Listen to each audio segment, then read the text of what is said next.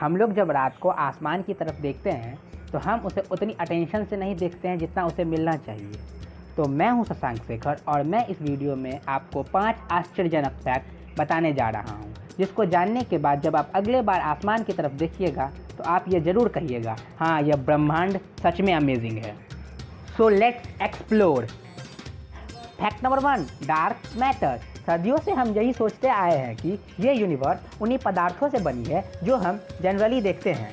अगर short level पर बात की जाए तो वही इलेक्ट्रॉन, प्रोटॉन और न्यूट्रॉन पर साइंस तरक्की करते रह गई और अब हमें ये पता चला है कि यह यूनिवर्स सिर्फ उन्हीं चीज़ों से नहीं बनी है जो आपको दूर दूर तक आसमान में दिखाई देती है, जैसे चांद, तारे, एस्ट्रॉयड, प्लैनेट और यह इनफाइनाइट स्पेस। यह तो यूनिवर्स की सिर्फ 5% है, हाँ सिर्फ 5। बाकी 95% यूनिवर्स तो डार्क मैटर और डार्क एनर्जी की बनी है। डार्क मैटर की यही प्रॉब्लम है कि हम लोग इसे डायरेक्टली देख नहीं सकते। किसी साइंटिस्ट ने अभी तक इस मैटर को पूरी तरह से नहीं समझा पाया है और यह अभी तक एक मिस्ट्री बनी हुई है। Number 2, expanding universe. साइंटिस्ट ने सदियों से यह पता करने की कोशिश की है कि ये यूनिवर्स कितनी बड़ी है, पर कंक्लूजन ये निकल कर आती है कि यूनिवर्स का कोई अंत नहीं है।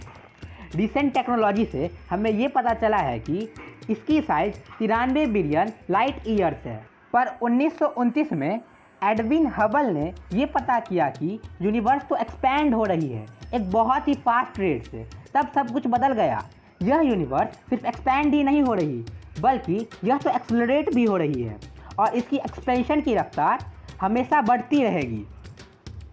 Fact number 3, energy of the sun. सूर्य का साइज धरती से करीब 13 लाख गुना ज़्यादा है, पर सूरज एक्चुअली में इतना ऊर्जा पैदा करता है जितना आप सोच भी नहीं सकते हो।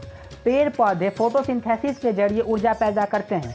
अगर हम सारे पेड़ पौधे की एनर्जी को एक साथ जोड़ दें तो हमें ये पता चलेगा कि मानव जाति के शुरू से लेकर अंत तक जितनी पावर एनर्जी यूज होगी उससे 6 गुना ज़्यादा तो ये पेड़ सूरज की ऊर्जा को यूज करते हैं।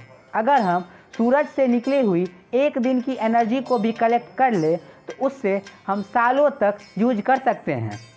इसलिए आज अलग अलग जगहों पर सोलर पैनल को यूज़ किया जाता है ताकि हम इस सूर्य की चौंका देने वाली एनर्जी की शक्ति पर कब्जा कर सकें। Fact number 4, the most mysterious signal from space, the wow signal. हम लोग स्पेस को कई दशकों से सुनते आए हैं और हमें क्या मिला? कुछ नहीं। सिर्फ एक रहस्यमय घटना को छोड़ के। अगस्त 15, 1977 को ओहायो की एक रेडियो टेलीस्कोप ने एक सिग्नल यानी संकेत को कैच किया जो स्पेस से आ रही थी। वो स्पेस तरंगों का एक नियमित स्रोत था, ऐसी तरंगे जो शायद हमें एलियन भेज सकते हैं।